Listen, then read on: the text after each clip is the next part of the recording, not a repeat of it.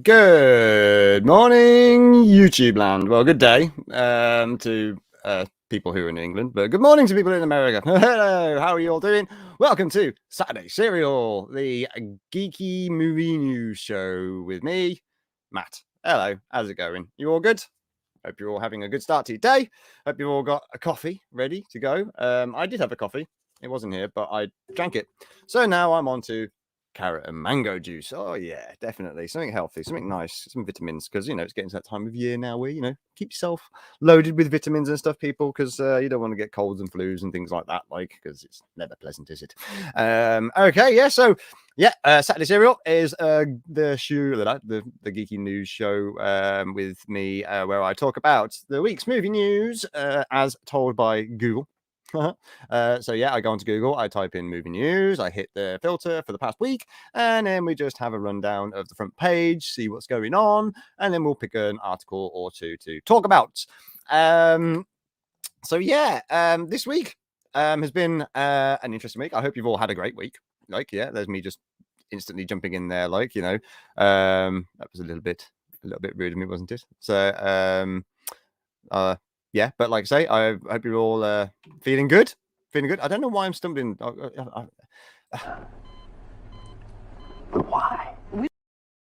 Yeah, I don't know what's going on with me at the moment. I've been up for a while already because I had to get up and I had to go to the hospital today because I've had to have a COVID test because I've got my pre-op for my operation that's next week for my for things. So yeah, so I've got that to look forward to. So yeah, I'm a little bit all over the place at the moment. Not a load of sleep last night. But yeah. Anyway, so yeah, like my week as well. What has happened in my week again? I'm so busy with this whole America trip planning and stuff like that and getting things sorted out. My bed's a right mess behind me because of Buddy. Terrible, hey? I managed to get to go see Ghostbusters though. Ghostbusters Afterlife. I got to see it twice in one day. And I saw it in 40x as well, which is awesome.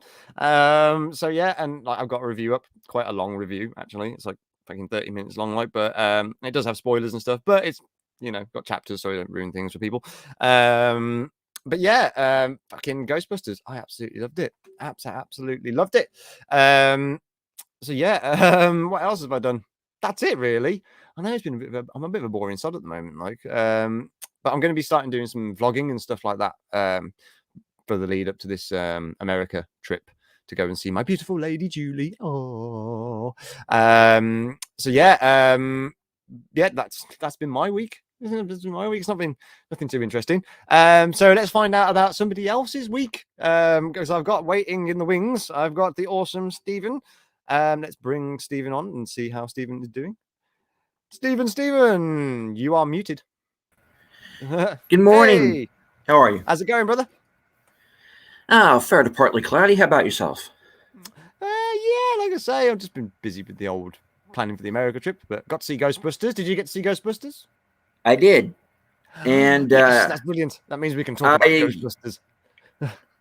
I highly enjoyed it. It was very respectful to the original films and to the fan base, and I wish they made more movies like it. I totally agree. Like I said, Julie went to go and catch it last night with a couple of friends, and she even said like it's the best film she's seen this year so far. She feels, and I was just like, kind of in agreement. It's up there. It's up there. Yeah, it's definitely up there. Like I said, because Dune was pretty good. Like I mean, I really enjoyed Dune. So it's kind of like up there now. Yeah, Ghostbusters, Dune, they're like probably my top movies, and Nobody as well. They're probably my top films of this year so far for me. But yeah, but Spider-Man's coming now, and I don't know. I'm actually kind of getting a bit more excited about that. But Ghostbusters though. Yeah. I don't want to go too spoilery, obviously, because obviously there's some things in that film that really shouldn't be spoiled, as you probably agree, Stephen. But I will say this though, it's like if you're a fan of the Ghostbusters, you need to see this movie. But even if you're just a casual cinema goer, it's a fun film. It's actually just a fun, good time. It's like it's not full of fucking, political messaging or any bullshit like that. Like it's just a good, family orientated movie, and it's like so. I highly recommend just for a escape for a bit. What would you say? Would you agree on that one there, Stephen? Absolutely. Completely. I know there are some people who have said that they have issues with the pacing. I didn't. I thought it moved from beginning to end pretty well. I also did get the feeling that maybe a couple of scenes did hit the cutting room floor. I wouldn't be surprised if we got like an extended version when I've already heard it's Blu-ray. The Blu-ray release will be an extended cut. Oh, is it? It is confirmed. I've heard on the grapevine. Because I'm part of some of the Ghostbusters fan pages and things like that. Like so, like word is that the Blu-ray release will have an extended version of the film. So, okay. Mm-hmm. So yeah, something to look forward to there on that one. Oh, hello, buddy. Sorry, buddy. He just come to join. Boy, he knows it's Saturday, stream time. He knows that if he comes and pesters me live on camera, he gets treats. Sorry for the loud noises there, people. Hold on. Oh, God. Opening a fresh box for him.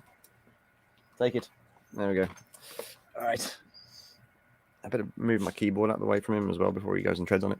So, yeah. What was I saying then? Ghostbusters. Oh, that was it. Ghostbusters. Extended about pacing. Version. That was what we were talking about, like, weren't we? Mm-hmm. I see what certain people were saying. Like, I mean, the problem that I can see what people would have with the pacing is because it's such a character film. It's Jason Reitman is known for doing character stories. You know what I mean? Like his films always seem to be good character studies. Like and it is like he put time into building the characters up. Before you get into the craziness.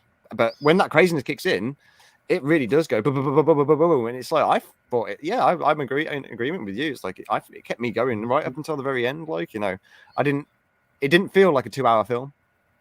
No, like it went really quickly because of how paced it was. But like I said, the only problems I had with it, there was 1 or 2 continuity errors, but that was it. That was all I picked up on. That's just me being a critic. I still give it 4.5 stars. Oh, it's a 4 out of 5 for me for sure. Yeah, and I may go, like I said, I may go higher with that later. Mm-hmm. Especially after a second viewing. But yeah. That's why I was happy I got to see it twice in one day. Like literally, I went to see the 4DX showing in the start of the day. Which was a good time because it actually worked this time. Like, so it was like a full experience. That was good. When the Ecto 1 was driving around and stuff, all the chairs were moving with it and everything. It was great, really great. But yeah, and then I literally came straight out of that, hit the Starbucks with my friend. My friend went off and then I went into the next showing straight into it and that was it. And so I got to see it literally twice in a row. So I picked up on so much in the second one, so many Easter eggs as well. Like it's definitely worth a second viewing. Definitely worth a second viewing because there's so many just little things in there that they've added in the background and stuff like that. Like it's like, yeah. If only I had the ability to pause it whilst I was in the cinema. I'm sure I could have picked out loads of stuff they put in the scenes and stuff. It was I'm sure there are Easter eggs that people missed the first time around. So yeah, definitely. Hell yeah. Mm-hmm. I mean, I heard they even referenced the cartoon. Yes, in a couple of places. So yeah. That's what I mean. Everything was. It was. I know. The critics are going on about fan service is fine. It's like, well, fuck you, Hollywood. It's about time you gave us some fan service again, because you know what I mean. It's I think they owe it to us. Yeah. Quite frankly, and I'll put it this way, and I won't go down too far down the rabbit hole. The way they have behaved of late, they owe us fan service. Yes. Yes, I Period. Point totally blank. agree there. Totally They agree. owe us at this point. Yeah, they screwed the pooch way too hard. It's like it's time to give us back our fucking entertainment. Like, you know what I mean? That's it. So, I'm sick because I'm sick of like most of the crap that comes out these days. That's what I mean. It's like there's not many films I actually care to watch at the moment. Like, because I'm just so worried that I'm gonna get slapped around the face with just crap that I don't care about. Like, and it's just like, and that will take me out of the story. You know what I mean? It's like, yeah, Right. You know, if you have a filmmaker or an actor involved with a certain film who've chosen to advertise said movie with, well, this movie wasn't made for you, or if you voted a certain way, yeah, it's like that stuff should not come into it. regardless of what political party you're with, if you say this movie wasn't meant for you and we didn't make it for you, I'm just going to start going, okay. Like take for example the Eternals. I'm not going to go see the Eternals. I'm not going to review I've it. refused to see it. I won't do it. I refuse to watch it. You know, um, I'm glad that you made a different sort of movie. I'm glad that you have a diverse cast. That's totally fine. Oh yeah. Apparently, they forgot something very important. Write a screenplay. Yeah, I've heard. I mean, I have heard as well. Like, it's just the Eternals is just it is what we thought it was going to be, which is just boring and pointless. Like, so, and you know, that's what happens when, like, you know, all the focus in your script goes into, like, you know, trying to, I don't know, pander to certain fucking things and stuff like that. Like, you create a boring piece of crap that nobody wants to watch, because who wants to fucking sit there and watch things that are grounded in reality? Like, it's like I'm surrounded by reality all the time and I hate it. Right. We go to movies to escape. Exactly. Escape is fair. And that's why Ghostbusters works so well. And that's why Dune works. Yes. And that's why Clint Eastwood's movie worked, you know, because they chose to tell a story. See, I still haven't watched Clint Eastwood's one. Like, is it a good one? Is it good? Is it like? It's good. It's very good. Oh, I've got to check it. I highly recommend. There are 4 maybe 5 movies that I've seen this year that reminded me why I go to movies in the first place. Nobody would be one as well, I'd say, because that didn't feel like that too to kind of a lesser extent, because it did have that. If nobody has any problems, it's maybe a little too close to John Wick, but that's because it's the same screenwriter. I get that. I like that movie a lot. I've seen it a number of times now. I have the Blu-ray, and see, I like that one. I liked Cop Shop. Cop Shop again, that reminded me very much of like a 70s film. And I saw an interview on another channel where they had the screenwriter of Cop Shop, the guy who wrote the original screenplay for Cop Shop. Oh, sweet. And he said something very interesting. He had never seen, at the time he first wrote the script, which I think was 7 years ago, I think he said, when he first wrote the script, he had never seen Assault on Precinct 13. Oh, no way.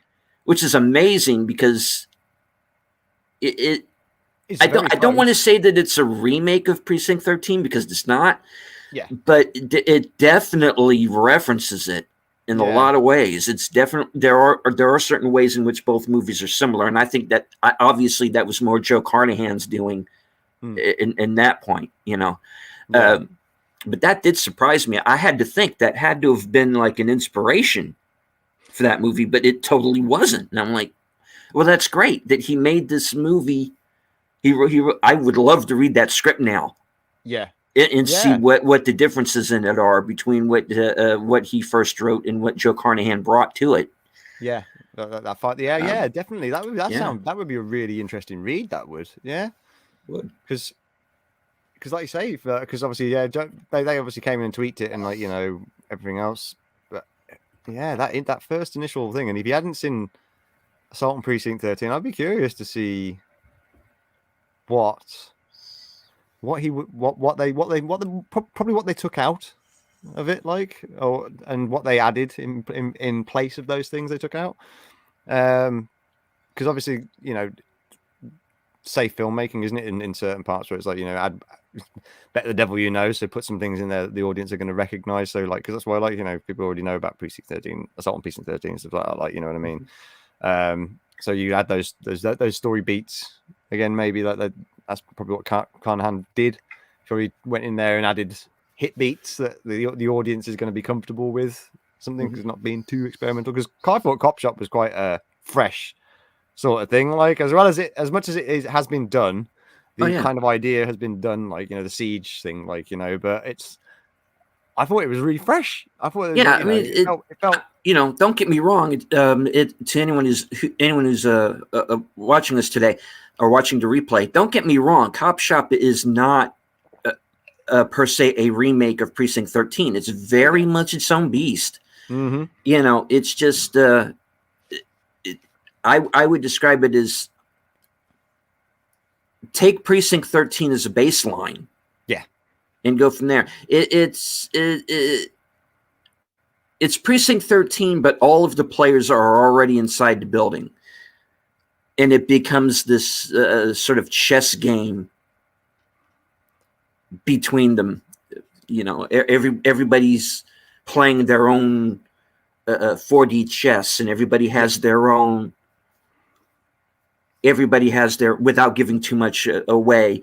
There are some characters in this movie who have an alternate plan to what we were at first told is taking place. Everybody is not what they seem. Yes. And that's really what the movie is about. It's really this character study of these four people. Again, three criminals and one cop, and they're all very layered. It's layered characterizations, and that's what makes the movie very work. Individual, like they're all definitely, they're not cookie cutter. No. They've got depth to them, like you say. Even the crazy psycho dude had some depth. Yeah, and he was. The screenwriter also said he had that character, the Anthony Lamb character, who's kind of the psychotic guy. He had Jared Leto in mind to actually play that character. That's who it was supposed to be, like a much younger man. But I think the casting works because they get Toby Huss, who's not known necessarily for playing. He can play a villain, obviously, but he's not really known for like being this sort of psycho, like shoot you in the face in a second, crazy guy. Yeah, and he pulled it off. Yeah, you could almost make a whole movie around his character in a way. I would pay to see that. I would actually pay to see that, because I mean, we know, again, without giving too much away, we know that his character and Gerard Butler's character have this past where they've dealt with each other before. There's definitely this is definitely tension. Yeah, and so that there's this whole backstory with these two, which we get hints of. It's not spelled out, but we know. There's been just enough for you to give that exposition, right? Like, okay, we have an idea that they've interacted a few times. They've had dealings in the past for sure. Yeah. So Cop Shop. I like it a lot. Yeah, definitely. And it's available to rent on a VOD now, I believe. So. Oh, brilliant! Yeah, anybody hasn't. If it's not still playing in theaters where you are, certainly check it out. Check it out on streaming. Yeah, definitely. Highly recommend. Right. Okay. Then. So, shall we get into this week's movie news then, Stephen? Are you ready? Yes, sir. I am ready. Let's do this. Buddy, no, move. Right. Here we go. So, I need to bring the screen in, don't I? Okay, so add to stream. There we are. So, this is this week's movie news according to Google. So, okay, buddy. Okay, so Buddy approved. The dog at the moment, he's going a bit mad behind me. Right, so yeah, anybody who's new to the show and tuning in now or catching the replay, this is what I do every week. I go on to Google, I type in movie news, I hit the filter for past week, and then we hit refresh and then see what we get. So, top of Google's movie news this week, we have a Rotten Tomatoes article, which headlining Jonah Hill to star in Martin Scorsese's Grateful Dead biopic. Oh, I didn't realize Martin Scorsese was doing a biopic of the Grateful Dead. That's pretty cool. It does make sense, though. He would be a good director for a Grateful Dead movie. Oh yeah, definitely, yeah. Buddy, off, off, get off. I think I'd be careful. I think Buddy is plotting. I know, yeah. He keeps trying to take. He's trying to take He's the show. plotting a takeover. I can see that. That's what it is. Little bugger. Yeah, he's going to be going off staying with a friend of mine soon for Christmas. He'll be with them for Christmas, because obviously I'm going to be heading out to America. I'm glad that you were at least able to find a place to board him. Yes. My friend Kerry is going to look after him for me. She's Right already. She sent me a message earlier saying that she's already gone and got a stock of treats and snacks for him, ready. So that's sweet. So he's good to go. He will be very, very. He's going to be spoiled. He'll be spoiled, definitely. So yeah. But he's getting a bit cocky at the moment. Though, I'll tell you what. Do you want another bone? Yeah, just so you leave us. Okay, there you go. Take that. Go right. Okay. So yes. Anyway, back to the news. Back to the shoe. Yeah. Jonah Hill to star in the Martin Scorsese biopic. So that one might be an interesting one to look into because, like you say, Martin Scorsese would be, I reckon, a good fitting director to take on a biopic like that. And I'm assuming Jonah Hill's going to be playing Jerry Garcia. Yeah, I'm guessing because he definitely had. Yeah, I can see that. Yeah, actually, yeah, I reckon. Actually, because Jonah Hill, he's completely transformed himself, hasn't he? Compared to what he was back in the days of Superbad. You know what I mean? Oh, absolutely. Yeah. It's it's been an interesting journey to watch. He has. I don't mind. I like Jonah Hill. I think he's quite a funny guy. As an actor, he's definitely something of a chameleon. Mm-hmm. Yeah. Oh, yeah. Definitely. Yeah. He's very good. I mean, Wolf of Wall Street and stuff like that. And he can take, and he's taken on some more serious stuff recently as well, hasn't he? Yes, yeah. I mean, yeah. Kudos to him. Okay, so next article, we have Mix Mag, which is a DJ magazine, as far as I know and remember, a music magazine. So Netflix is developing a Godzilla movie. Another one. Gorillas. Like I say, they've already done a couple of anime films, haven't they? Netflix, Godzilla ones. I think they're talking about the band there, Gorillas. Oh, I read that wrong. I read that as Godzilla. It's Gorillas. I was worried. Oh, was that my eyes? Because my eyes aren't the best. That is my. I was gonna say that was me. I totally was reading that wrong. Oh my god, that's terrible. That is it. So Gorillas movie. So Gorillas, as in the band Gorillas. Yeah. That would be quite interesting actually, because. I like the Gorillas. I actually really like the music. I'm happy. I'm feeling glad. I got sunshine in a bag. Those guys, yeah. Yeah, exactly. And Damon Albarn is from the band Blur. From back in the 90s, a UK pop rock sort of band. If everybody doesn't know who Blur are. But yeah, song number 2. Yeah. Yeah, everybody knows song 2, woohoo, but yeah, I mean, I love Blur. And I say, I got into Gorillaz back when I was in school, when the first album came out.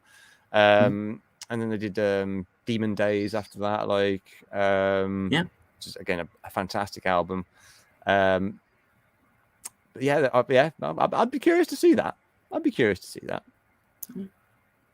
Oh, so it's going to spill the news of the full-length documentary film. Oh.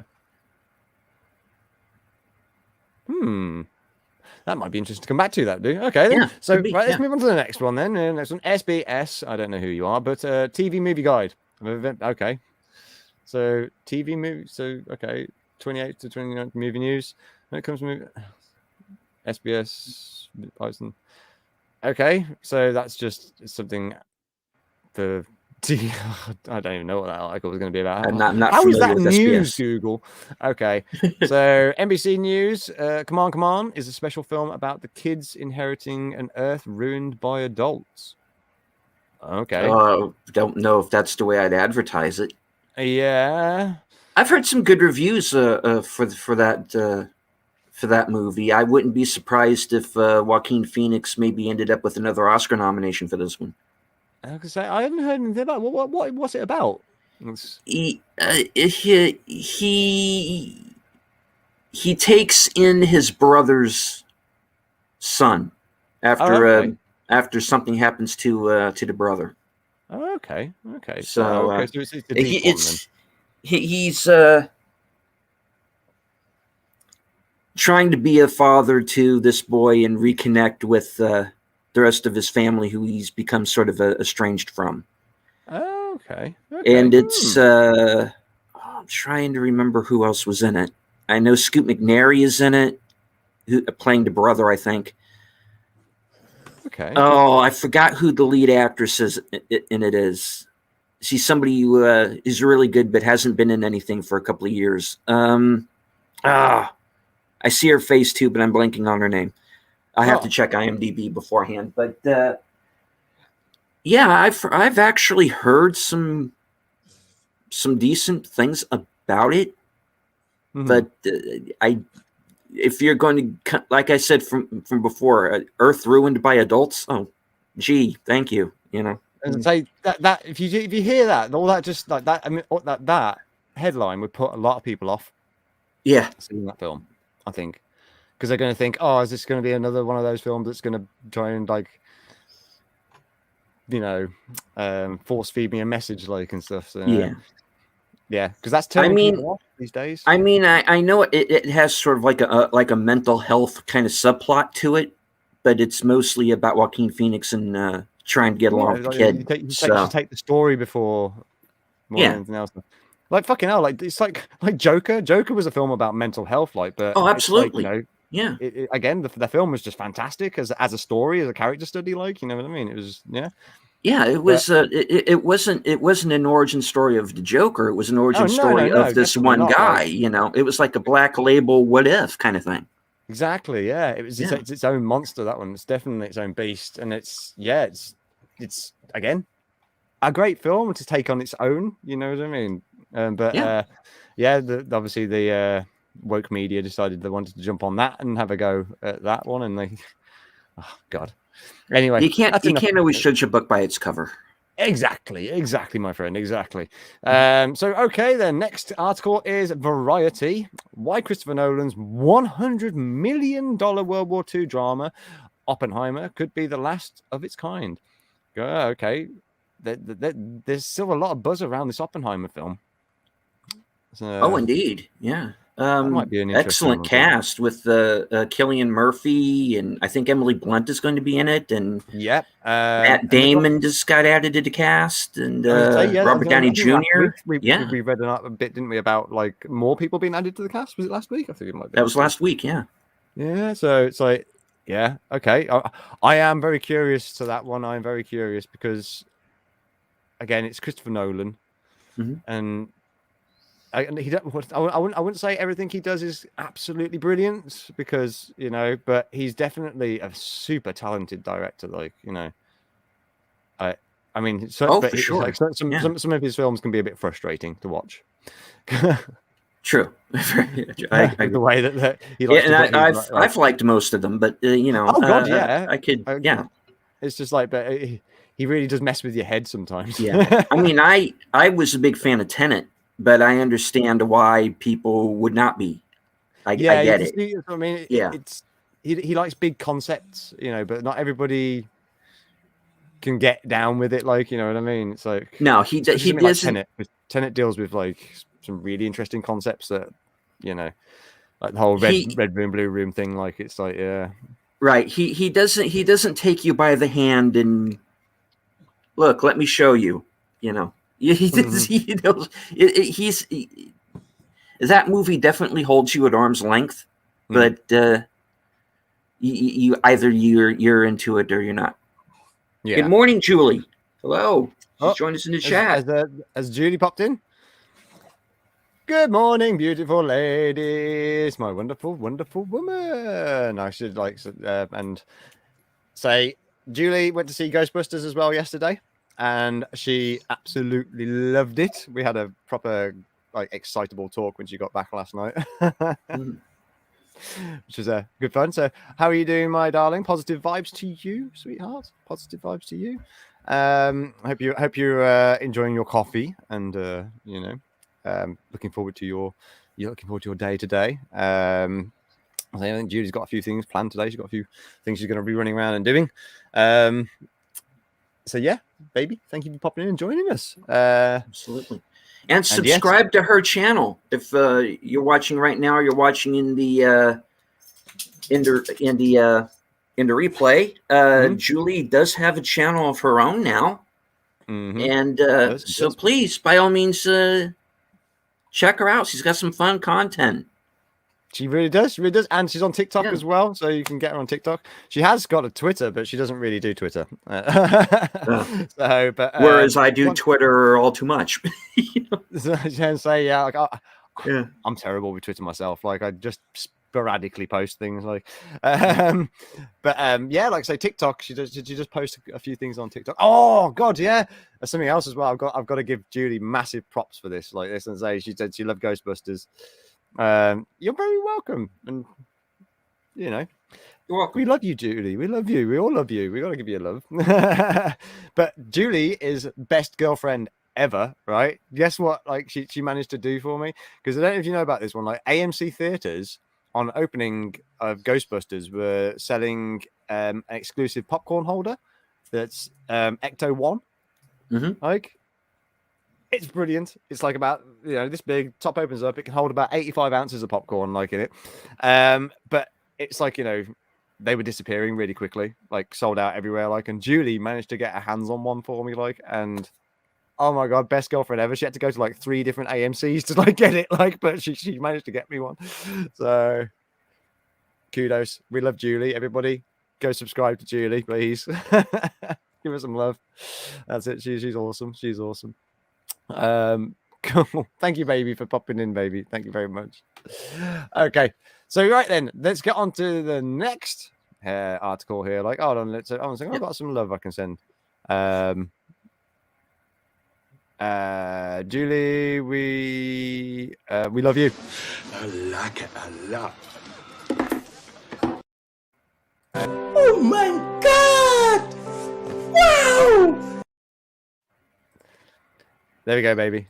There we go. Those were for you. Those were for you. There we go. I need to update those. Right? I need to get some new ones. Like, suggestions for like some random memes that I can put in here. Like, let's get on it. Let's get on it. Okay, so next article is a BBC, the British Broadcasting crap. So yeah. Sorry, excuse me. I'm choking to death on. Oh my God, you've been poisoned by the BBC. They sent someone from the BBC. Yeah, that's it. Because I'm bad mouthing them. Like, he's like, you're British. You can't bad mouth the BBC. I'm like, of course I can, because they suck. Anyway, Doctor Who is shite. Doctor Who. So yeah. Anyway, so BBC, House of Gucci, how Lady Gaga took personal trauma into film role. Okay. Lady Gaga, I've got to say, right, she's not a bad actress. Like, no, she was great in Star is Born. Yeah, really good film that was. Like, I really was surprised. I didn't expect to enjoy that as much as I did. But yeah, and it's been remade so many times. You think it would be like kind of stale by now, but yeah, they found a way into that story that worked. Yeah, most definitely. And Bradley Cooper, it's like outstanding. Really good things behind the scenes, like like in make directing wise and stuff like that, and like producing and stuff. He's got his and then he was in that as well, and yeah, it was. it just really worked. It really worked. They really worked together. So, and again, down to like, Lady Gaga being like, you wouldn't expect it from a pop singer to come out and be such a good actress, like, would you? But yeah, very, very good. Very, very good. I'm going to say kudos to her. So, but yeah, okay, she's making waves in House of Gucci, and she's used personal trauma, and I know she's got quite a colourful backstory herself personally. So, yeah, interesting. Okay. Oh God. Okay, so I guess it's been long enough now. I've avoided it, and I can't avoid it anymore. Okay, so Daily Express article. Alec Baldwin sued over fatal movie set shooting. Unfortunately, yes, we all know about what happened on the set of the film Rust and how tragic it is. And now Alec Baldwin apparently is being sued for it as well.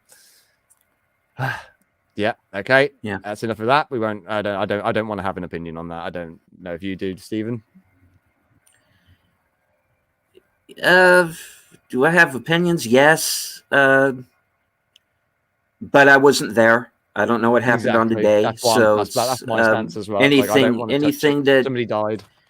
Anything that I would say would be just theory and conjecture, and we have enough people on YouTube who are doing that already. So yeah, totally agree, my friends. Totally agree. Let's just keep the good vibes coming on this show.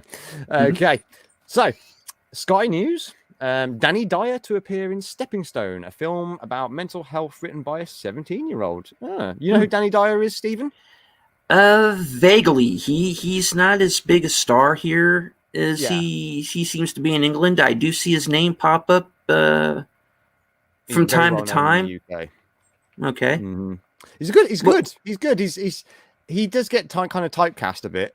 Because he's like he's just a proper Cockney, you know what I mean? He's like proper, that sort of geezer, like like that kind. I kind of got that idea that he was maybe a little on the typecast side. Yeah, but I know there's a World War I film with him that came out kind of recently. That's him and Daniel Craig and Cillian Murphy. I haven't seen it yet, but yeah. Yes. Oh, what was that called? Into trenches or something like that. Yeah, I don't think that's the exact title, but yeah, because I know what you mean. Because obviously, as soon as you said it, like I couldn't get the title of 1917 out of my head. Because obviously, as soon as you say World War One, that's what comes to my head. Like, it was a great film. But yeah, no. Oh God, I'm not going to try and think about. I'll be there for ages trying to remember it. Like, but that's interesting. A film that's been written by a 17-year-old about mental health. Huh. That's quite interesting. I mean, that's quite sad as well, though, if you think about it. I mean, like, teenagers of that age being able to write a film about mental health, like it's like that just shows how affected kids are these days with like mentally by like the fucking world, like, you know what I mean? So it's especially in the last couple of years where I think we've all taken a bit of a hit. Yeah, that's what I mean. It's like. Yeah, people. It's like we need more kindness, please. 2022. We're near at the end of 2021. Yes, the past 2 years have been a dumpster fire. So let's really make 2022 a better year for everybody. Let's just be kind to each other. Like, that's it. Like, everybody's entitled to their opinions. Everybody's entitled to freedom of speech. Like, if you don't like what somebody says, just fucking ignore it. Walk on, carry on with your day. Like, and everybody stop fighting with each other and just get on. It's like, we can all agree to disagree at some point of our lives. It's like, there we go. But yeah, I'm all about the peace and love at the moment. Like,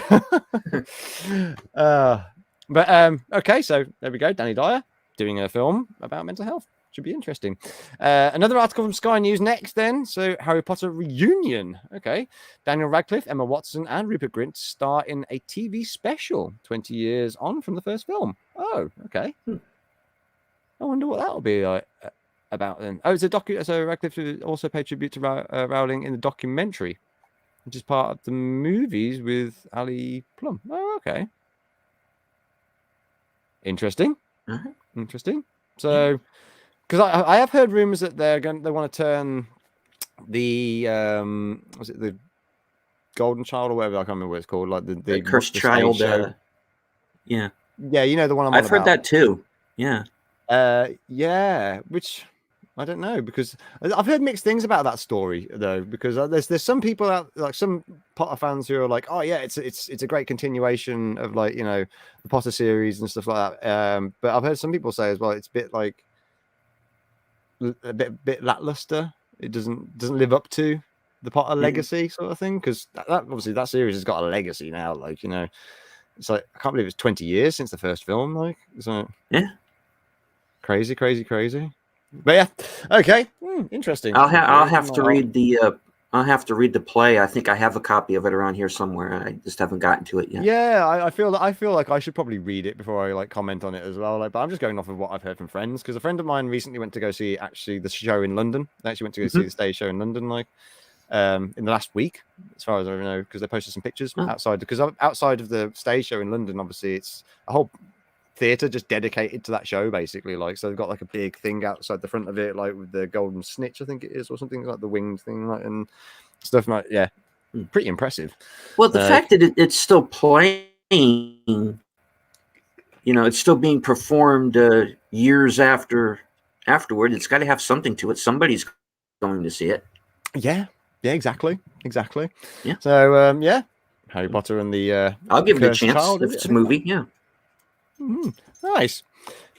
Cool. All right, then. Well, final thing we have on here then is an article from the Daily Record, and it's a movie review. This is "We Ain't Afraid to Examine Ghostbusters." Oh, okay. So, then. So that's just a review. We don't need to see that, do we? We don't need to see that. Okay. So, no. As we all agree, well, whoever's seen Ghostbusters, I'm pretty sure it's a good movie. It is. Go see Ghostbusters. Yeah, that's it. Definitely go Support and see that Ghostbusters. movie.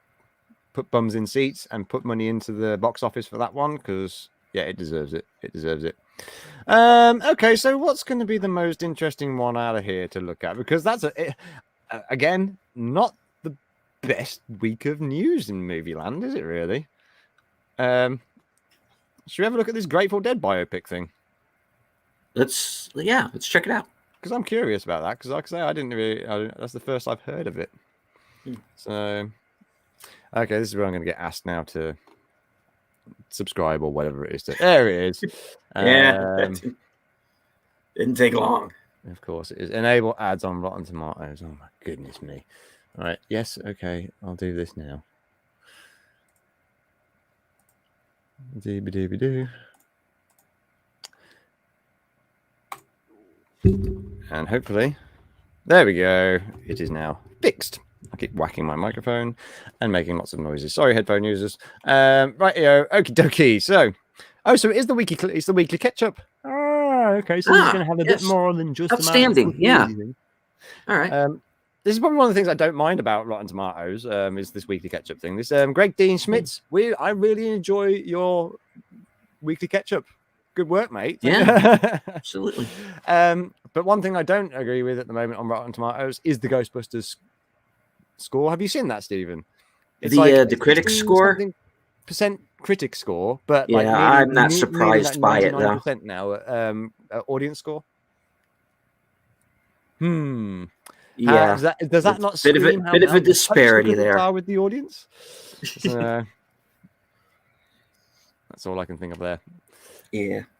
Okay then. So we've got the weekly catch up from Rotten Tomatoes by as put together by Greg Dean Schmitz. Thank you very much, Greg. Headline: Hit it. Jonah Hill to star in Martin Scorsese's Grateful Dead biopic, and more movie news. Scarlett Johansson is working with Marvel on something secret. Mel Gibson is helming Lethal Weapon 5. Okay. Yes, he is. Yeah. And new projects for Anthony Mackie, Carrie Coon, and David Harbour. Okay. Did you know? And how great Carrie Coon in Ghostbusters. Carrie Coon was awesome in Ghostbusters. I loved her in that. I had a bit of a crush on her. I'm not going to lie. No, fair play. She did. She had the mom thing going on, like, you know. Oh yeah, totally. And I'm not to put too fine a point on it. I'm old enough now to where I'm paying more attention to the moms, but you know, that's me. This is us now. We're guys. We're getting into our older ages. Like, you know, this is the reality of it. Like, who wants to go chasing like kids? That's what I see. Anyone in their 20s now, I can't help but think myself, like, oh, kids. Yeah, I know. It's like one of those. Right then. So okay, let's get into this.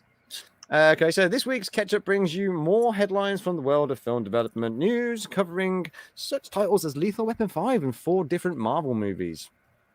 4 different Marvel movies. Oh, Christ almighty. Okay, Lethal Weapon 5, man. Did you hear it? Did you know this was happening?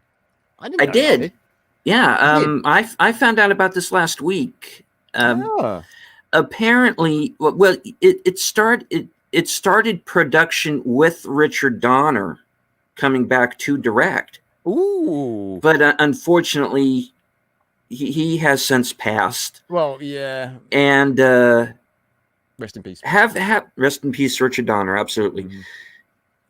But if you think about it, having Mel take the helm makes sense. Yeah. He did more films with Richard Donner than he did with any other director. He did 6 True. films with him. So yeah, and Lethal Weapon is kind of like Mel Gibson. Well, next to Mad Max is like Lethal Weapon, isn't it? Really, that's his legacy. mhm. So, And when when like rigs, you know what I mean? when he directed Braveheart, he showed it to Richard Donner first. Mm-hmm. Oh yeah, You know, so, and if you look really closely, at Braveheart, as far as the directing style of it, it's very much Donner. you can definitely see, where he's taken inspiration from Donna's work. You know, well, you would do is he basically had a masterclass from Richard Donner, didn't he? Like, you know. Oh, absolutely. Because Richard Donner went back to the early days of television. He didn't just do film. He did a lot of television and a lot of the early days of television as well. So, yeah, there's a lot. You know, the man was a walking film school. Nice. Yeah. So, let's get into this then. Let's see what's happening, shall we? Okay, then. So this week's top story: Jonah Hill to depict Jerry Garcia in Scorsese's Grateful Dead movie. There we go. So, I'm digging this already. Yeah. For many movie fans, director Martin Scorsese may be synonymous with crime films like Goodfellas, Casino, and The Irishman. But there is another side to Scorsese that dates back to some of his earliest work. In 1969, Scorsese was on the scene at Woodstock as one of the assistant directors of the 1970 concert film Woodstock, on which he also served as editor, and other music-related films he directed have included the documentaries The Last Waltz, No Direction Home, Bob Dylan, Shine a Light, and George Harrison, Living in the Material World, all about musical stars in the 1960s. The next band Martin Scorsese will be adapting to film will be the Grateful Dead, with Jonah Hill already attached to star as the group's de facto leader, Jerry Garcia. The film does not yet have a title, but Apple has already stepped up to back the project, following Scorsese's work for them on the upcoming serial killer historical drama, Killers of the Flower Moon. Jonah Hill and Martin Scorsese are both guiding the project as producers, and the screenwriting team of Scott Alexander and Larry Karaszewski, I'm sorry I butchered your name, whose films have included the biographical dramas Ed Wood, The People vs. Larry Flint, which is a great film, and Man on the Moon, another great film. All 3 of those are really good films, are currently adapting the screenplay. In related news, director Nick Cassavetes, who did The Notebook and John Q, is now developing a film based on the lives of Southern rock pioneers, the Allman Brothers Band, led by Dwayne and Greg Allman. Yeah. Nice. Okay. That sounds like it's going to be really good. I'm sorry already. Wow. I mean, just from the screenwriting team, because People vs. Larry Flint, awesome film. Man on the Moon, awesome film. Ed Wood, awesome film. Awesome film. Okay. Scorsese directing. This looks good. Yeah. This looks. I'm looking forward to this already. See? Yeah. Pumped. There we Excited go. for that. That's some good news right there. Nice. Good news. Right then. Okay, so let's roll on to the next one then. So that's a good start to it. Okay, then. So the other top headlines this week are number 1, Scarlett Johansson reuniting with Marvel for top secret project. After the Black Widow debacle, they kind of owe her, really, don't they? So, okay. One of the most surprising movie news stories of 2021 may have been the revelation in July that Scarlett Johansson had sued Disney over Black Widow. That lawsuit was eventually settled about 2 months later with a quote from Johansson stating, "I look forward to continuing our collaboration in years to come." As it turns out, she didn't have to wait years because an unexpected announcement was made at an American cinematic gala event honoring her Thursday night. Oh, okay. For Marvel Studios boss Kevin Feige was there, and he revealed that we are already working with Scarlett on another non-Black Widow related top secret Marvel Studios project with her as producer. What's unclear from that statement is whether Johansson will be acting in the new film or if her participation is only as a producer. It's also unclear whether the top secret project is a feature film or something like a series for Disney Plus. Since it's top secret, it's probably not one of the many previously announced films or shows. Or snows, they put there. It's not entirely... There's some interesting wording there, to say the least. Yeah. And anyone who's a fan of Midnight's Edge, they have covered this extensively, the back and forth between Marvel and Scarlett Johansson and Disney. And as it's turned out, a lot of what they've said on that channel has been correct as far as the behind-the-scenes machinations. Yeah. Yeah, and the way that's worded there, like, you know, top secret, like, you know, another non-Black Widow related top secret Marvel Studios project with her as producer, and that's quoted as well. It's like she's not coming back as an actress. Like, they're not. No, they're just trying to. They're just basically saying we owe you, we're paying you, like, sort of thing. You know. Yeah. You will get some money from this. You'll get to have your say in a film or whatever. Like, you know, this is all probably part of the settlement. Oh, for sure. Mm-hmm. For sure. You know. But, okay then. So, we'll see what that is then. So, right, moving on. Number 2, David Harbour to spend violent night with John Wick team. Ooh. Okay. Already curious about this.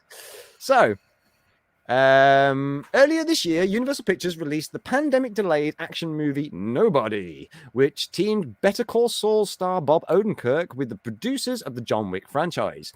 In June, some news about a possible sequel came out, but that was all thrown into question a month later when Odenkirk had a heart attack while filming Better Call Saul in Albuquerque. That's a very unfortunate thing, and thank God he's okay. Thankfully, he has since recovered and returned to work. Yes. If a possible Nobody franchise is now unlikely, this week's new project from Universal Pictures and the John Wick production company, 87 North, could be seen as something of an alternative. Universal has scheduled the holiday-themed action thriller Violent Night, starring David Harbour of Stranger Things and Black Widow, for release on December 2nd, 2022. No premise details were revealed other than it being an action thriller somehow involving the holidays. Violent Night will be directed by Norwegian genre director Tommy Wirkola, responsible for Dead Snow and Hansel and Gretel Witch Hunters, working from a screenplay by the Sonic the Hedgehog screenwriters Pat Casey and Josh Miller. Violent Night is currently the only film scheduled for a December 2nd, 2022 release, which is a week after the boxing sequel Creed 3. Okay. That looks like, again, that sounds like it'd just be good fun. It could be, yeah. And we got a director in Tommy Wirkola who certainly knows how to film action. Dead Snow was outstanding, I thought, and he does not hold back when it comes to depicting violent scenes. So he's happy to put some exploding heads and things. So. It's definitely. Yeah, I could see the John Wick fans liking this one too. John Wick, this looks like it could be fun. I mean, we'll see. And if you look at Harbour, could he be like a crazy sort of like Santa assassin or something? I don't know. I don't know. We don't know. I have no idea. But just the title him alone, dishing out the punishment instead of yeah, taking that's it it. this Yeah, it's time like, around. "You're Perhaps, naughty, who you're knows? nice," You know, yeah. Just the title, Violent Night. Violent Night. Yeah. I'm on Just- board. I can see it now. I'm just a man trying to get home for Christmas. And you That's keep it. getting in my way. You know? Right, yeah, I'm looking forward to that one. Sign me up. Yeah, we'll keep an eye on that one, and we'll Definitely, yeah. we'll see where Definitely that one goes. progress. Something to look forward to for next Christmas. There we go.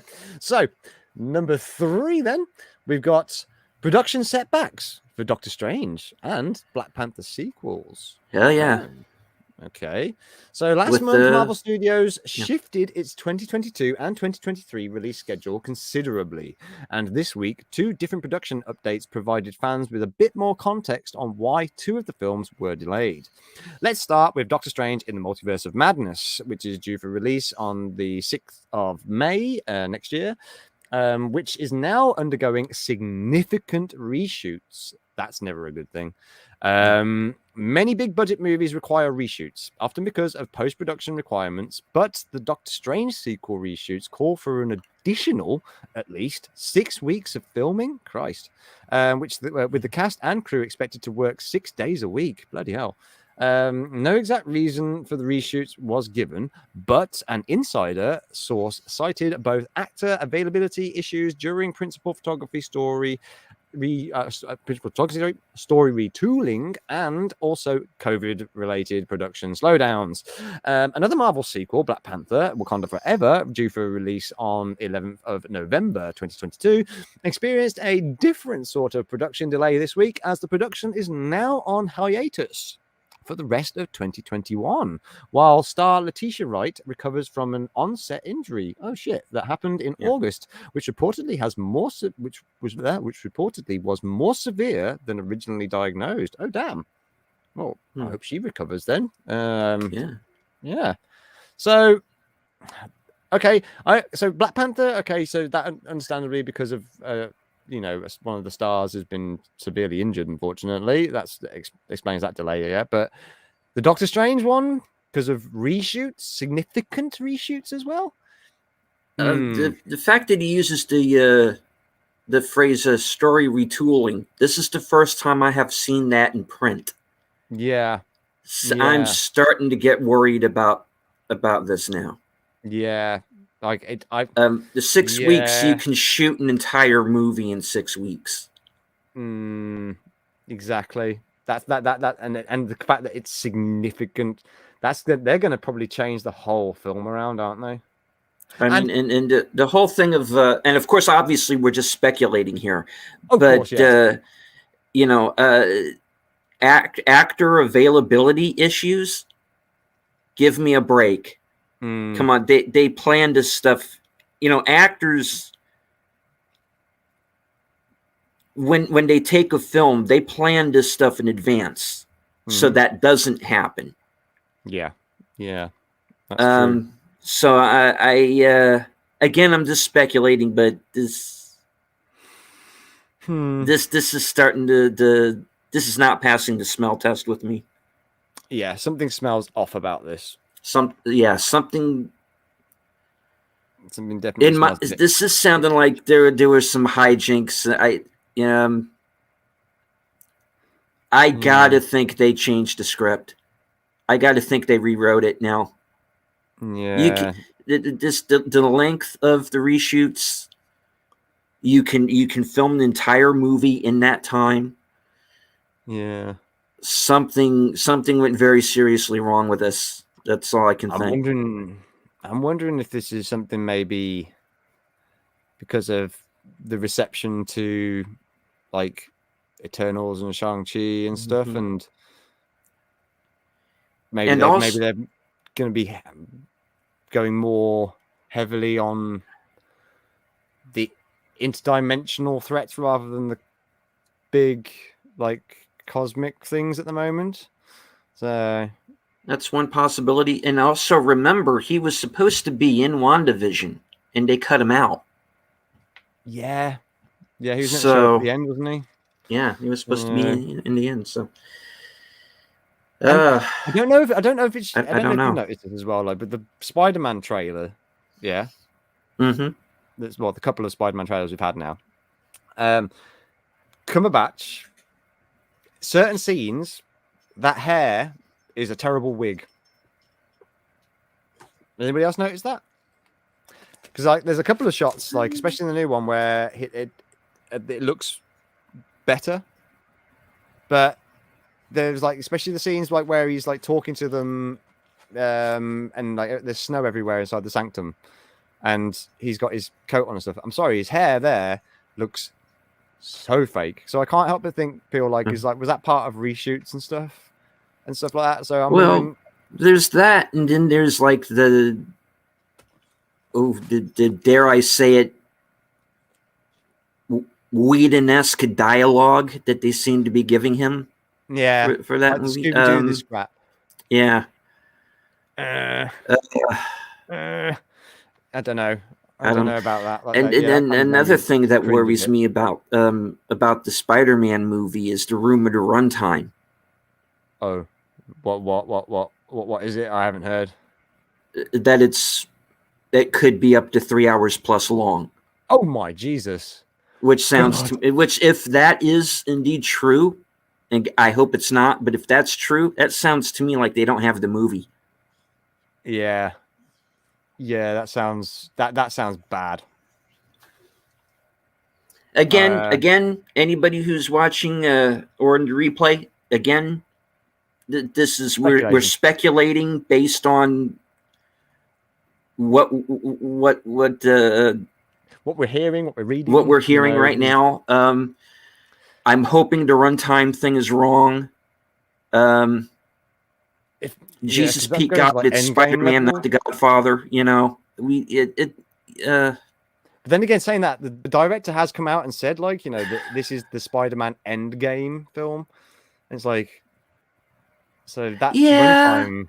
But you know, Endgame earned its 3 hour runtime. Phase 4 has not earned a 3 hour movie. No, definitely not. Definitely not. It's been the weakest phase so far of the Marvel universe. But obviously, the most important part of this story is that Letitia Wright will hopefully quickly recover from this injury suffered on the set of Wakanda Forever. Well wishes to Letitia Wright. That's the more important thing right now, that she's recovered and she's back on her feet and she can finish the film. So we can see it. I totally agree. All right. Totally. Okay, well, let's roll on then from that one, because that's the second Marvel thing. Like, they said there was another thing. Okay, so here's the next one. Bloody hell. Number 4. Sylvester Stallone confirms return in Guardians of the Galaxy Volume 3, because obviously he showed up in Galaxy Volume 2. Okay, so given the success of Guardians of the Galaxy in 2014, director James Gunn was able to get started relatively quickly on the sequel, Guardians of the Galaxy Volume 2. We might have seen Guardians of the Galaxy Volume 3 released in 2020, but Disney fired James Gunn over tweets posted in poor taste before eventually hiring him back again. All of which means we're getting the third film on May the 5th, 2023 instead. The second film ended with a tease about a team of Ravagers led by Stakar Ogord, who was played by Sylvester Stallone, that included Michelle Yeoh as Aleta, and a robot voiced by Miley Cyrus. But it's been unclear whether any of those characters would indeed return. We still don't know about Yeoh or Cyrus, but this week Sylvester Stallone confirmed that he will indeed return for Volume 3, including a close-up of Stallone in costume, which is visibly based on his character's original comic book costume design. Oh, okay, so is that the new picture? That looks like some Volume 2, that does. No. Okay, maybe they're not going to show us in.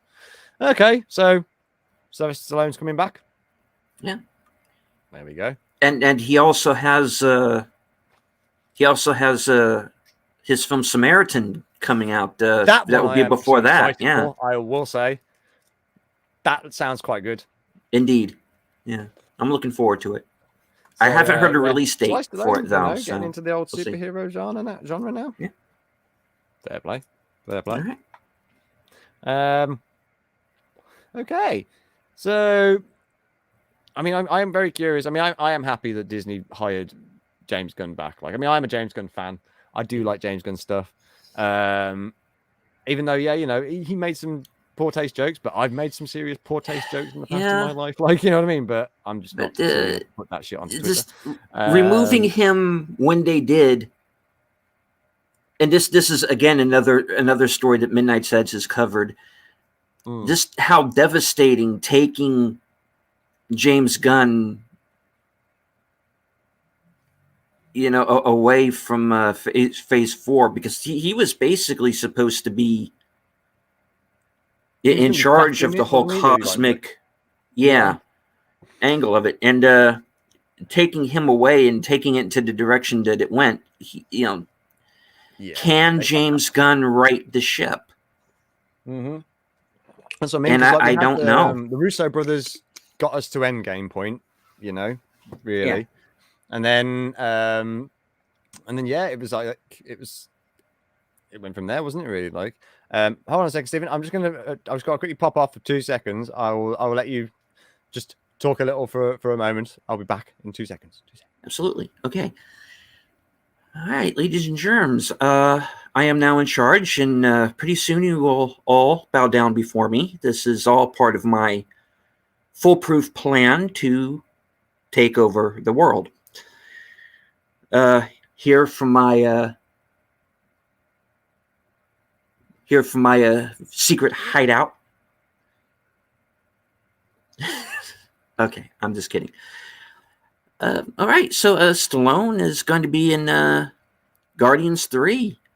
I'm looking forward, and I'm also looking forward to his movie Samaritan as well, which he plays a retired superhero who comes back 20 years later to save the day.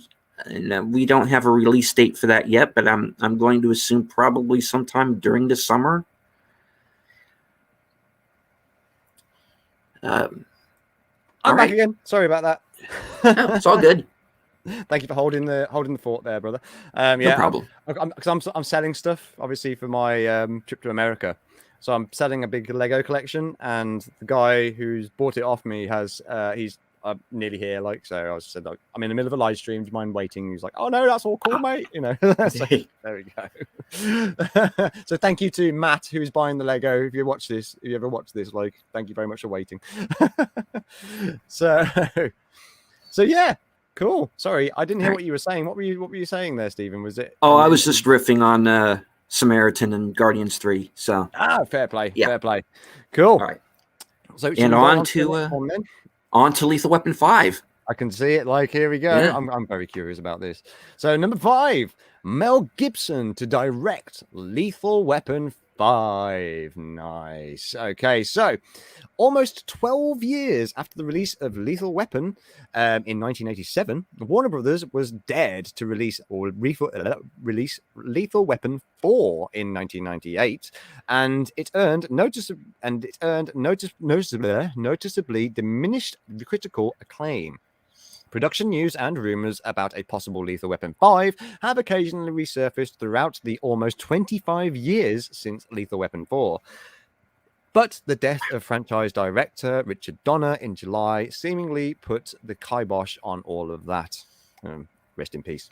Of course, this isn't any ordinary franchise, and its star, Mel Gibson, also happens to be an Academy Award-winning director for the film Braveheart. Richard Donner's widow, producer Lauren Schuler Donner, has recruited Gibson to take over as the director of Lethal Weapon 5, which was confirmed by Variety this week shortly after Gibson let the news slip out during an event in London. Gibson will direct from a screenplay written by screenwriter Richard Wenk.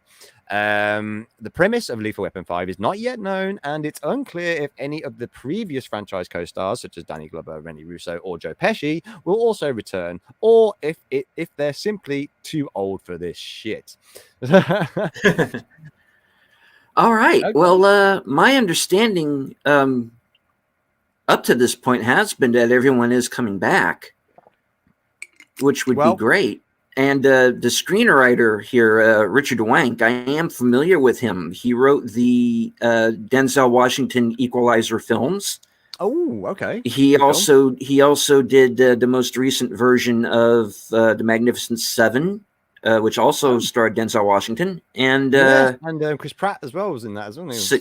Chris Pratt, and he also wrote 16 Blocks with Bruce Willis and Mos Def, which Richard Donner, I believe, directed, if I remember correctly. Oh, sweet. Yeah, so he's definitely he would be a good fit writing a Lethal Weapon film. I can see that. He's got the creds. He's got the creds for it, for sure.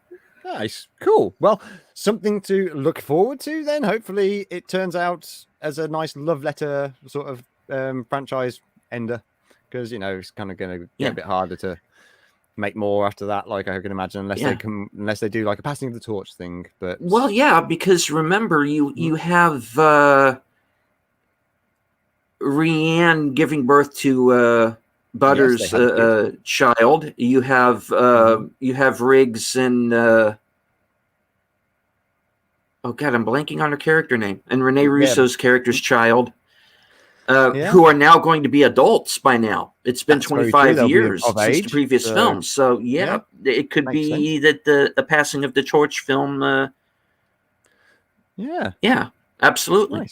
Nice. I can see this. And remember, Richard Donner was going to come back and direct this movie. So I got to think that there had to be something to it that at least after 25 years that he saw something in this script that said, this is doable. This is, I don't think he would have wasted his time on it. Exactly. This is looking up. I'm looking forward to this. This could be really good. Lethal Weapon 5. Indeed. There we go. Cool. All right then. So let's roll on then. That's some good news. Okay, so number 6, Anthony Mackie to star in action movie Desert Warrior. Ooh, okay. So, this past April, Disney Plus streamed the season finale of the second live-action Marvel Studios series on the service, The Falcon and the Winter Soldier, which ended with a setup for a 4th Captain America film, with Anthony Mackie taking over the shield from Chris Evans. It will be some time, however, before Captain America 4 starts filming, so Mackie is getting some other projects in. For example, Mackie has joined an international cast on location in Saudi Arabia for Desert Warrior, a historical action epic set in 7th century Arabia. The story revolves around a conflict between an utterly ruthless emperor, played by Sir Ben Kingsley, and a princess, played by Aisha Hart, who refuses to become his concubine, with Ghassan Masood, playing her father, and Anthony Mackie as a mysterious bandit. Desert Warrior is being directed by Rupert Wyatt, who is probably best known for rebooting the Planet of the Apes franchise 10 years ago, and with Rise of Planet of the Apes. Okay, yeah, there we go. Okay, so period action epic. Yep. Could be good. Could be. So, again, doesn't really give too much about the story, too much about it, but again, Planet of the Apes franchise starter, Rupert Wyatt. Okay. I mean, he managed to kickstart a good franchise there, so yeah. Well, franchise reboot anyway, you know what I mean? So yeah, I'm curious. One to keep an eye out for. Yeah. Mackie's a good actor, you know. He is. Really, I mean, I rate him as an actor.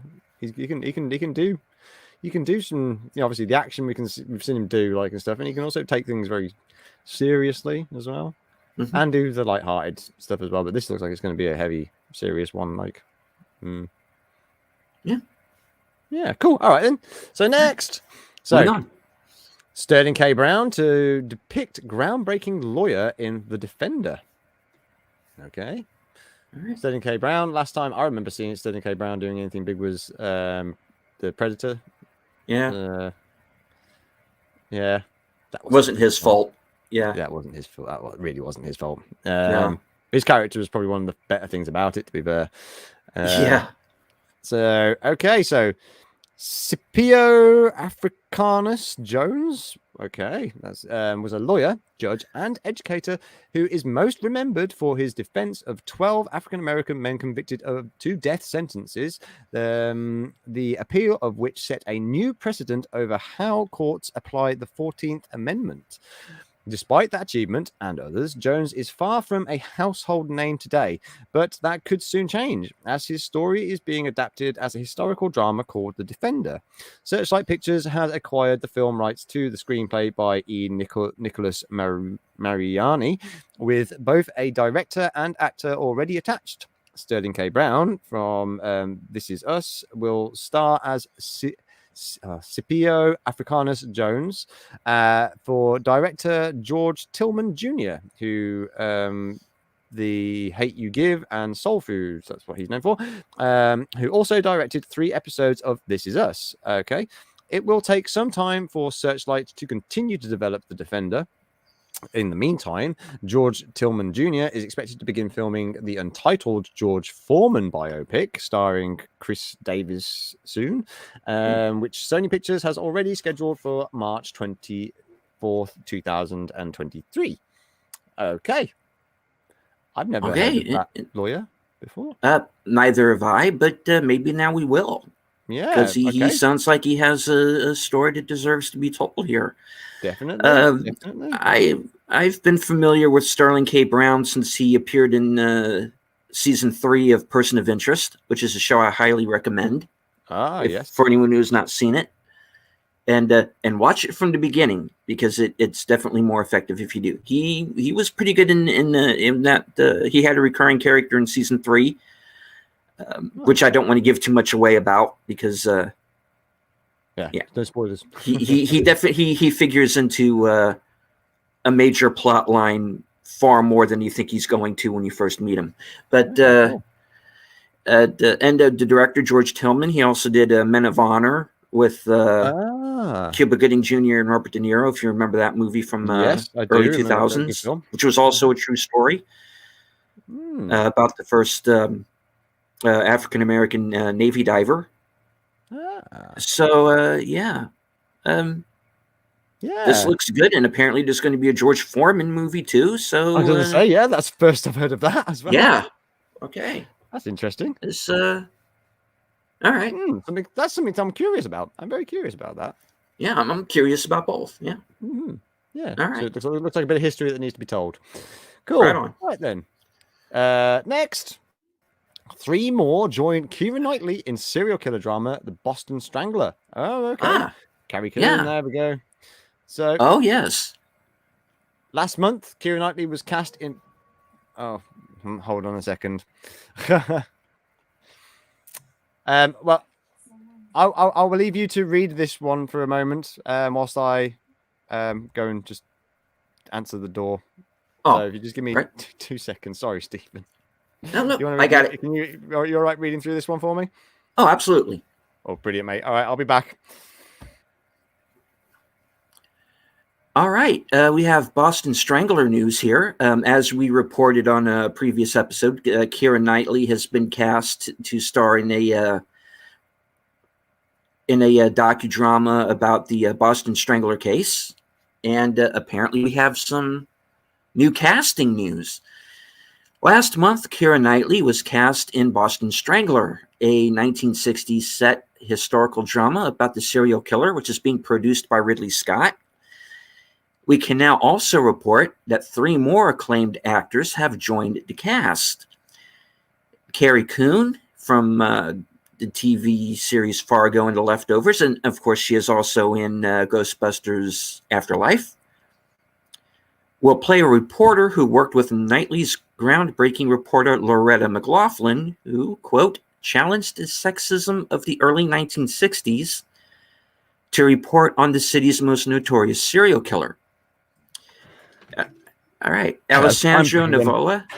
Okay.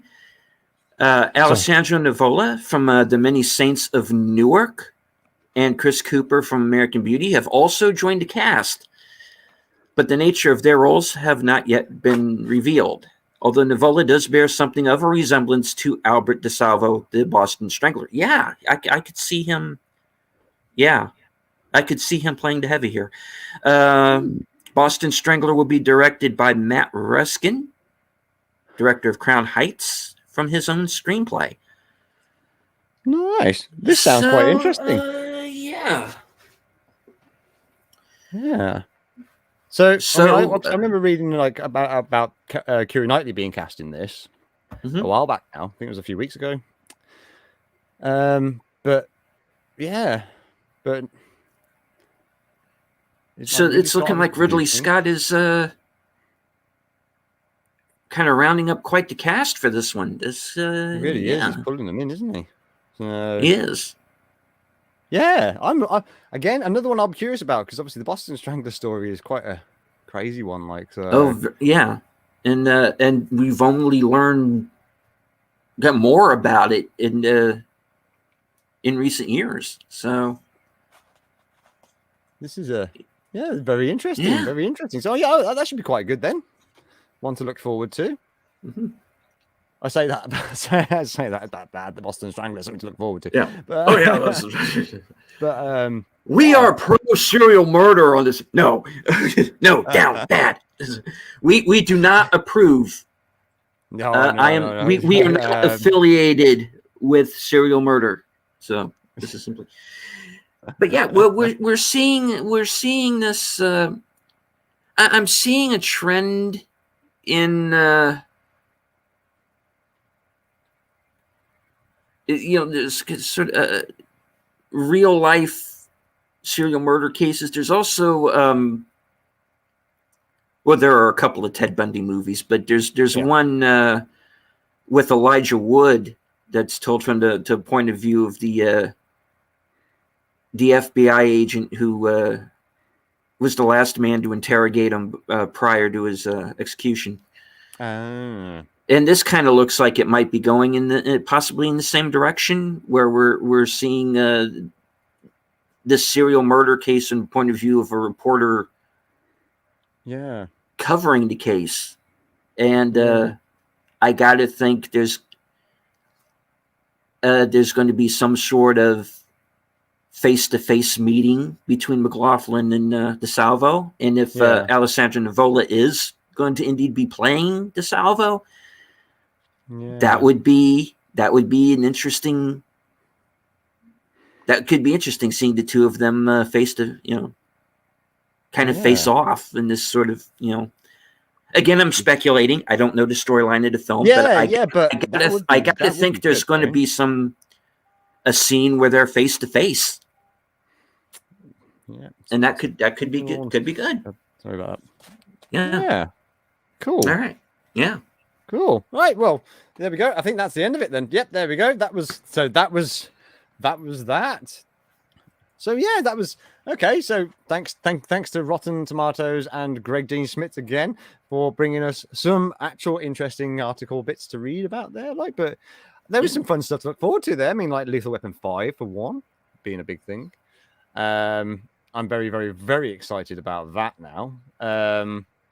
Curious about that biopic about the lawyer as well, because that's something I'd never knew about. So, yeah. Worried about Doctor Strange. Yeah. Curious about the crazy Christmas action film that's coming with David Harbour, The Violent Night. What an awesome name. Happy for Scarlett Johansson to finally be getting something out of Disney. So, yeah. Interesting. And the Scorsese film, obviously. Yeah, yes. Grateful Dead biopic with apparently Jonah Hill playing Jerry Garcia. So, yeah. That should be really good. That should be really, really good. Especially with the screenwriters as well, like Karaszewski and Alexander, yeah. Yeah. So, yeah. That's something I'm very, very, very excited about. Very excited about. Right. So, yeah, okay. I've got to wrap this up because I've got somebody actually sat outside in their car waiting for me right now. So, Stephen, have you got anything going on? Is there anything that you want to plug for this week, matey? Oh, yes, absolutely. I am going to be on Rambling Canucks channel later on tonight, 10 p.m. Eastern Standard Time for karaoke Saturday night. And Mrs. Canuck, who's Mary from Mary's Game Room, is currently in the middle of a 24-hour live stream for charity. So go to her channel and check that out. Definitely. I am also going to be joining my pal Jedi Bill 797 tomorrow at, I believe, 4:00. We are going to be doing a fan commentary, a live fan commentary for the Western Open Range, starring Robert Duvall and Kevin Costner. My friends over at Bad Movie Night are on Indiegogo. They're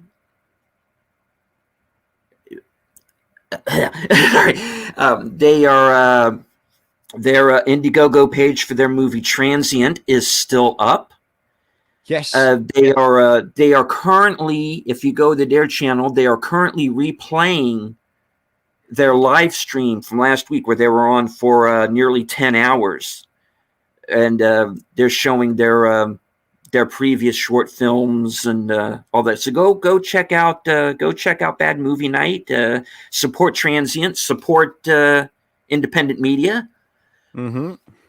And watch Ghostbusters.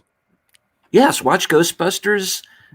Dune is still playing on HBO Max for at least the next few days. So if you can't get out to your theater to see it and you have HBO Max, check out Dune. Mm-hmm. Definitely.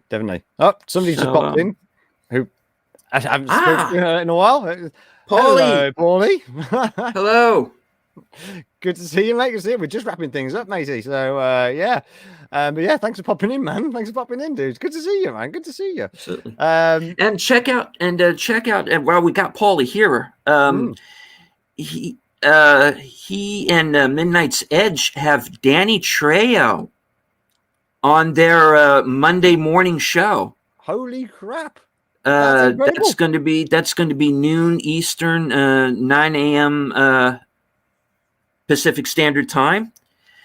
There is a new documentary about Danny Trejo called Inmate Number One that I understand is very good. And Danny Trejo has also written a book about his life that is very fascinating. It's a good read. I'm about 40 pages into it. And it has a foreword by the actor Donald Logue. So check that out. Go over to Monday on Midnight's Edge, Danny Trejo.